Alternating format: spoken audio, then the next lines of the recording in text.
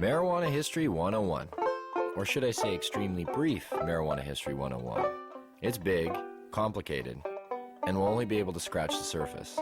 So let's get started. The first thing that strikes one as odd when looking at the history of marijuana, which is also known as cannabis, is how very much legal it once was. In fact, it wasn't only legal, it just happened to be one of the largest agricultural crops in the world, including the United States. You see, cannabis can also be hemp. And just what is hemp? Well, it's by and large the most robust, durable, natural soft fiber on the face of this planet. Up until 1883, and for thousands of years before, cannabis hemp was the largest agricultural crop in the world. It had thousands of uses and products. The majority of fabric, lighting oil, medicines, paper, and fiber came from hemp. The first marijuana law to exist in the United States was a law ordering farmers to grow hemp. Benjamin Franklin used it to start one of America's first paper mills. The first two copies of the Declaration of Independence were written on cannabis hemp paper.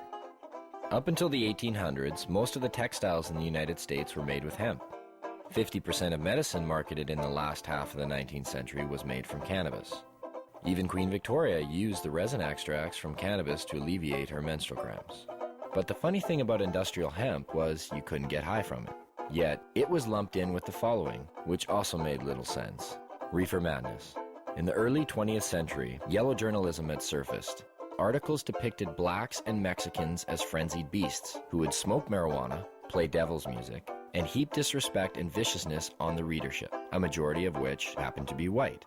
Some offenses included looking at a white woman twice, laughing at a white person, or even stepping on white men's shadows. And this ended up leading to a law in the form of a tax stamp. A tax stamp that would not only include marijuana, but also hemp and cannabis medicines. It's speculated that hemp's potential for an abundance of new products was going to be in direct competition with other sources. And this, added to the reefer madness, led to the eventual downfall of all forms of cannabis. Popular Mechanics magazine had actually prepared an article entitled New Billion-Dollar Crop. Hemp was touted as being able to produce more than 5,000 textile products from its thread-like fiber and more than 25,000 products from its cellulose, ranging from dynamite to cellophane. Its superiority as a source for paper was also becoming known, especially with the development of hemp processing equipment. Now, the new Marijuana Tax Act was all fine and dandy, except for one thing. If you wanted to grow hemp, you needed to buy a stamp, but they weren't giving any out to anybody. And so, in effect, all forms of cannabis became illegal. Things pretty much stayed that way until World War II, when the government decided that hemp once again was a good thing and produced a video, Hemp for Victory. But by the time the war was over, hemp again became bad. And in 1948, when the marijuana law once again came into question, Congress recognized that marijuana was made illegal for the wrong reason. It didn't make people violent at all. It made them pacifists. The communists would use it to weaken America's will to fight. Congress now voted to keep marijuana illegal for the exact opposite reason they had outlawed it in the first place.